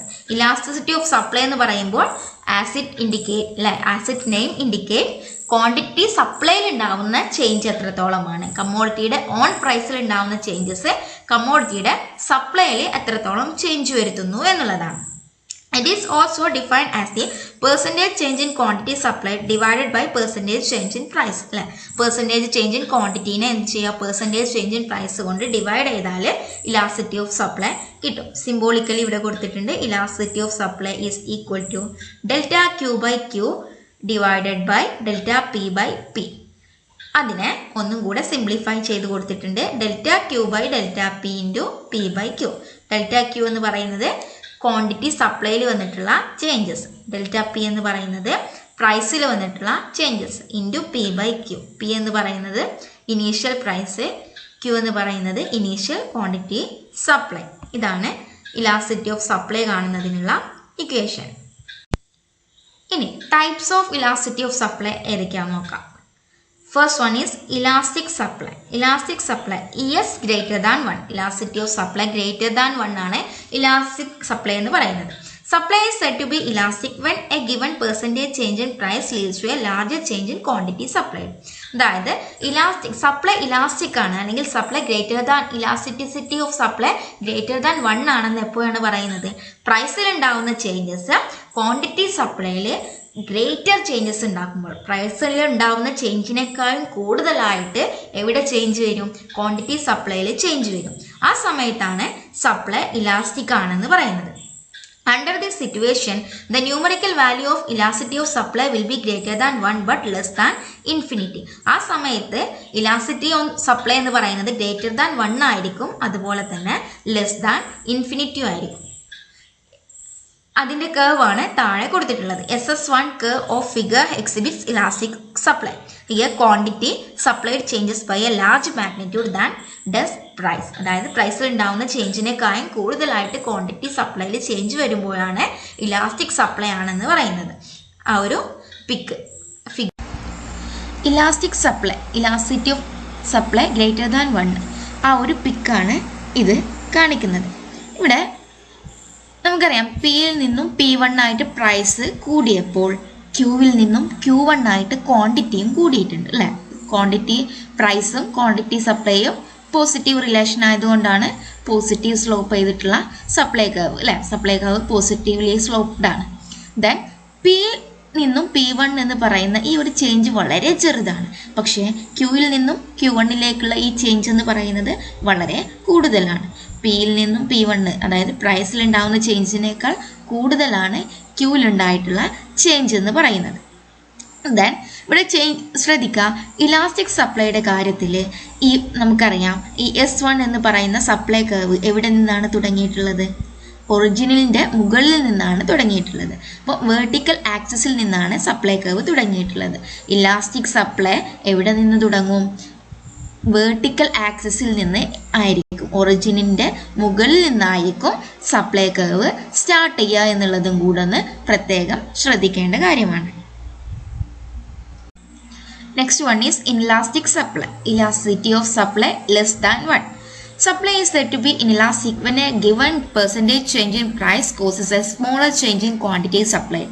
അതായത് പ്രൈസിൽ ഉണ്ടാകുന്ന ചേഞ്ചിനേക്കാളും കുറവായിരിക്കും ക്വാണ്ടിറ്റി സപ്ലൈയിൽ ഉണ്ടാക്കുന്ന ചേഞ്ച്. എന്താണ്? ഇലാസ്റ്റിക് സപ്ലൈക്ക് ഓപ്പോസിറ്റ് ആയിട്ടുള്ള കാര്യമാണ് ഇൻഇലാസ്റ്റിക് സപ്ലൈയിൽ വരുന്നത്. Here, the numerical value of elasticity of supply is greater than 0 but less than 1. അതായത് ന്യൂമറിക്കൽ വാല്യൂ, ഇലാസ്റ്റിക് സപ്ലൈയുടെ ന്യൂമറിക്കൽ വാല്യൂ എന്ന് പറയുന്നത് 0ക്കും 1നും ഇടക്കായിരിക്കും. 1നേക്കാൾ ചെറുതായിരിക്കും, അതുപോലെ തന്നെ 0നേക്കാൾ കൂടുതലായിരിക്കും. Figure depicts inelastic supply curve where quantity supply changes by a smaller percentage than does price. അതായത് പ്രൈസിൽ ഉണ്ടാകുന്ന ചേഞ്ചിനേക്കാളും കുറവായിരിക്കും ക്വാണ്ടിറ്റിയിൽ ഉണ്ടാകുന്ന ചേഞ്ച് എന്നുള്ളതാണ് ഈ ഒരു ഫിഗർ കാണിക്കുന്നത്. പിയിൽ നിന്നും P1ലേക്കുള്ള ചേഞ്ച് എന്ന് പറയുന്നത് കൂടുതലാണ്, പക്ഷേ ക്യൂയിൽ നിന്നും Q1ലേക്കുള്ള ചേഞ്ച് എന്ന് പറയുന്നത് പിയിൽ നിന്നും P1നെ അപേക്ഷിച്ച് വളരെ കുറവാണ്. അതാണ് ഈ ഒരു ഇൻലാസ്റ്റിക് സപ്ലൈ കൊണ്ട് അർത്ഥമാക്കുന്നത്. മാത്രമല്ല ഗ്രാഫിൻ്റെ പ്രത്യേകത ശ്രദ്ധിക്കുക. ഈ S1 എന്ന് പറഞ്ഞിട്ടുള്ള പോസിറ്റീവ്ലി സ്ലോപ്ഡ് ആയിട്ടുള്ള സപ്ലൈ കർവ് സ്റ്റാർട്ട് ചെയ്തിരിക്കുന്നത് എക്സ് ആക്സിസിൽ നിന്നാണ്. ഒറിജിനിൻ്റെ റൈറ്റ് സൈഡിൽ നിന്നാണ് S1 എന്ന് പറഞ്ഞിട്ടുള്ള സപ്ലൈ കർവ് സ്റ്റാർട്ട് ചെയ്തിട്ടുള്ളത്. അപ്പം ഇലാസ്റ്റിക് സപ്ലൈ കർവ് വെർട്ടിക്കൽ ആക്സിസിൽ നിന്ന് ഒറിജിനിൻ്റെ മുകളിൽ നിന്ന് വെർട്ടിക്കൽ ആക്സിസിൽ നിന്നും സ്റ്റാർട്ട് ചെയ്യുന്നു. പക്ഷേ ഇൻലാസ്റ്റിക് സപ്ലൈ കർവ് എവിടെ നിന്നും സ്റ്റാർട്ട് ചെയ്യുന്നു? ഒറിജിനിൻ്റെ റൈറ്റ് ഭാഗത്ത് നിന്നും എക്സ് ആക്സിസിൽ നിന്നും സ്റ്റാർട്ട് ചെയ്യുന്നു. അത് പ്രത്യേകം ശ്രദ്ധിക്കേണ്ട കാര്യമാണ്. ഇതാണ് അതിൻ്റെ ഒരു ഐഡൻറ്റിറ്റി എന്ന് പറയുന്നത്. ഇതാണ് യൂണിറ്റ് ഇലാസ്റ്റിറ്റി ഓഫ് സപ്ലൈയുടെ ഫിഗർ എന്ന് പറയുന്നത്. ഇവിടെ യൂണിറ്റ് ഇലാസ്റ്റിറ്റി ഓഫ് സപ്ലൈയുടെ ന്യൂമറിക്കൽ വാല്യൂ എന്ന് പറയുന്നത് 1 ആണ്. ഇവിടെ നമുക്കറിയാം ഒറിജിനിലൂടെയാണ് എന്ത് ചെയ്യുന്നത്, ഈ ഒരു സപ്ലൈ കർവ് OS എന്ന് പറയുന്ന supply curve positively sloped supply curve pass ചെയ്യുന്നത്. നമ്മൾ നേരത്തെ കണ്ടിട്ടുണ്ടായിരുന്നു മോർ ദാൻ ഇലാസ്റ്റിക് ആയിട്ടുള്ള സപ്ലൈ കർവിൻ്റെ സപ്ലൈ കർവ് എവിടെ നിന്നാണ് സ്റ്റാർട്ട് ചെയ്യുന്നത്? Y ആക്സിസിൽ നിന്ന് സ്റ്റാർട്ട് ചെയ്യുന്നു. മറ്റേത് ലെസ് ദാൻ ഇലാസ്റ്റിക് ആയിട്ടുള്ള ലെസ് ഇലാസ്റ്റിക് സപ്ലൈ കർവ് എവിടെ നിന്ന് സ്റ്റാർട്ട് ചെയ്യുന്നു? X ആക്സിസിൽ നിന്നും സ്റ്റാർട്ട് ചെയ്യുന്നു. അപ്പം ഇവിടെ നമുക്കറിയാം P1 എന്ന് പറയുന്ന ചേഞ്ചും Q1 എന്ന് പറയുന്ന ചേഞ്ചും ഈക്വൽ ആണ്. അതായത് P1 ചേഞ്ച്, അതായത് പ്രൈസിൽ ഉണ്ടാകുന്ന ചേഞ്ചും ഈ ക്വാണ്ടിറ്റിയിൽ ഉണ്ടാകുന്ന ചേഞ്ചും ഈക്വൽ ആണ്. അതുകൊണ്ടാണ് ഇവിടെ ഇലാസ്റ്റിറ്റിയുടെ വാല്യൂ 1 ആയിട്ട് വന്നിട്ടുള്ളത്. ഇനി next one is perfectly elastic supply. Perfectly elastic സപ്ലൈയുടെ വാല്യൂ, ന്യൂമറിക്കൽ വാല്യൂ എന്ന് പറയുന്നത് ഇൻഫിനിറ്റി ആണ്. The numerical value of elasticity of supply in exceptional cases may reach up to infinity. The supply curve PS1 drawn in figure has an elasticity of supply equal to infinity. താഴെ കാണിക്കുന്ന ഈ ഒരു figure ഉണ്ടല്ലോ, PS1 എന്ന് പറയുന്ന ഈ ഒരു supply curve എന്താണ്, എക്സ് ആക്സിസിന് പാരലായിട്ട് ഒരു സ്ട്രൈറ്റ് ലൈൻ ആണ് അല്ലേ? എക്സ് ആക്സിസിന് പാരലൽ ആയിട്ടുള്ള സ്ട്രൈറ്റ് ലൈൻ ആണ് elasticity of supply is equal to ഇൻഫിനിറ്റിയുടെ ടൈമിൽ വരുന്നത്. ഈ അത് supply curve has been drawn parallel to the horizontal axis. Horizontal ആക്സിസിന് അല്ലെങ്കിൽ എക്സ് ആക്സിസിന് പാരലൽ ആയിട്ടാണ് സപ്ലൈ കർവ് വരുന്നത്. The economic interpretation of this supply curve is that an unlimited quantity will be offered for sale at the price OS. Given പ്രൈസിൽ എന്താണ്, unlimited quantity സെയിലിന് വേണ്ടി offer ചെയ്യുന്നുണ്ട് എന്നുള്ളതാണ് ഇതിൻ്റെ ഒരു ഇക്കണോമിക് ഇന്റർപ്രിട്ടേഷൻ എന്ന് പറയുന്നത്. If price slightly drops down below OS nothing will be supplied. Price ചെറുതായിട്ടൊന്ന് കുറഞ്ഞാൽ പോലും എന്ത് ചെയ്യില്ല, സപ്ലൈ ഒരു വിധത്തിലും സപ്ലൈക്ക് വേണ്ടിയിട്ട് ഒരു ക്വാണ്ടിറ്റിയും ഓഫർ ചെയ്യില്ല. അതുകൊണ്ട് തന്നെ എന്താണ്, ഗിവൺ പ്രൈസിൽ അൺലിമിറ്റഡ് സപ്ലൈ സംഭവിക്കുകയും ചെയ്യും എന്നുള്ളതാണ് ഇതിൻ്റെ ഒരു ഇക്കണോമിക് ഇന്റർപ്രിട്ടേഷൻ എന്ന് പറയുന്നത്. Then next one is perfectly inelastic supply. Perfectly inelastic supplyയുടെ ന്യൂമറിക്കൽ വാല്യൂ എന്ന് പറയുന്നത് 0 ആണ്. Another extreme is the completely or perfectly inelastic supply or zero elasticity. Zero elasticity ആണ് ഇവിടെ സംഭവിക്കുന്നത്. S1 curve drawn in figure illustrate the case of zero elasticity. അല്ലേ? Vertical ആക്സിസിന് സമാനമായിട്ടുള്ള parallel ആയിട്ടുള്ള ഒരു സ്ട്രൈറ്റ് ലൈൻ ആണ് QS1 എന്ന് പറയുന്ന supply curve. This curve describe that whatever the price of the commodity it may even be zero, quantity supplied remains unchanged at OQ. OQ എന്ന് പറയുന്ന quantity അവിടെ എപ്പോഴും എന്തിനുണ്ടാവും, വിൽപ്പനക്ക് ഉണ്ടായിരിക്കും. അത് പ്രൈസ് 0 ആയിരുന്നെങ്കിൽ കൂടി, 0 ആയിരുന്നാൽ പോലും OQ എന്ന് പറയുന്ന ക്വാണ്ടിറ്റി അവിടെ സെയിൽ ചെയ്യാൻ റെഡിയാണ്. ഓക്കെ എന്ന് പറയുന്ന ക്വാണ്ടിറ്റി ഏത് പ്രൈസിലും, പ്രൈസ് ഇൻഫിനിറ്റി ആയിക്കോട്ടെ പ്രൈസ് 0 ആയിക്കോട്ടെ, ഓക്കെ എന്ന് പറയുന്ന ക്വാണ്ടിറ്റി അവിടെ എപ്പോഴും എന്താണ്, സെയിൽ ചെയ്യാൻ ഉണ്ടായിരിക്കും. അതുകൊണ്ട് തന്നെ ഈ പ്രൈസിൽ ഉണ്ടാകുന്ന ചേഞ്ച് ഈ ക്വാണ്ടിറ്റി ഓഫ് സപ്ലൈനെ ഒരു വിധത്തിലും അഫക്റ്റ് ചെയ്യുന്നില്ല. അതുകൊണ്ടാണ് ഇലാസ്റ്റിറ്റി ഓഫ് സപ്ലൈ 0 ആയിട്ട് മാറിയത്. ഇനി ഇലാസ്റ്റിറ്റി ഓഫ് സപ്ലൈ എന്നുള്ള ഈ ഒരു ഭാഗത്ത് പ്രത്യേകം ശ്രദ്ധിക്കേണ്ട കാര്യം ഇതാണ്. ഈ ഒരു ഗ്രാഫ് ഐഡന്റിഫൈ ചെയ്യണം. നമ്മൾ ഒരുപാട് ഗ്രാഫുകൾ കണ്ടല്ലോ, അതിൽ പ്രധാനമായിട്ടും ഐഡന്റിഫൈ ചെയ്യേണ്ട ഗ്രാഫുകൾ ഇലാസ്റ്റിക് സപ്ലൈയും ഇൻഇലാസ്റ്റിക് സപ്ലൈയും യൂണിറ്ററി സപ്ലൈയുമാണ്. അത്തരത്തിലുള്ള ഈ ഒരു 3 ഗ്രാഫും ഐഡന്റിഫൈ ചെയ്യേണ്ടത് എങ്ങനെയാണ്? Any straight line supply curve that intersect the vertical axis above the origin has an elasticity of supply greater than 1. Elasticity of supply greater than 1 ആവുന്ന സമയത്ത് അല്ലെങ്കിൽ മോർ ദാൻ ഇലാസ്റ്റിക് ആയിട്ടുള്ള സമയത്ത്, ഇലാസ്റ്റിക് സപ്ലൈയുടെ സമയത്ത് കേവ് എന്ന് പറയുന്നത്, സപ്ലൈ കേവ് എന്ന് പറയുന്നത് വേർട്ടിക്കൽ ആക്സിസ്, ഒറിജിന് മുകളിലായിട്ട് വേർട്ടിക്കൽ ആക്സിസിൽ നിന്നായിരിക്കും എന്ത് ചെയ്യുക, സ്റ്റാർട്ട് ചെയ്യുക എന്നുള്ളതാണ്. ആ സമയത്ത് അത്തരം ഒരു കേവ് കണ്ടാൽ അത് ഗ്രേറ്റർ ദാൻ 1 ആയിട്ടുള്ളതാണ്, elasticity of supply greater than 1 ആയിട്ടുള്ളതാണെന്ന് എപ്പോഴും ഐഡന്റിഫൈ ചെയ്യണം. അതുപോലെ തന്നെ elasticity of supply will be less than 1 if the straight line supply curve cuts the horizontal axis on any point to the right of the origin, that is the quantity axis. അതായത് less than 1 ആയിട്ടുള്ള supply curve, inelastic ആയിട്ടുള്ള അല്ലെങ്കിൽ less than 1 ആയിട്ടുള്ള ഒരു supply എവിടെ നിന്ന് start ചെയ്യും, supply curve എവിടെ നിന്ന് സ്റ്റാർട്ട് ചെയ്യും, എക്സ് ആക്സിസിൽ നിന്നും സ്റ്റാർട്ട് ചെയ്യും.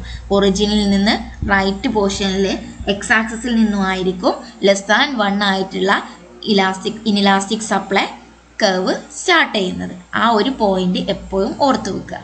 ഇതാണ് മെയിൻ ഇമ്പോർട്ടൻ്റ് ആയിട്ട് സപ്ലൈ, ഇലാസ്റ്റിറ്റി ഓഫ് സപ്ലൈ എന്നുള്ള ഭാഗത്ത് പഠിക്കുക.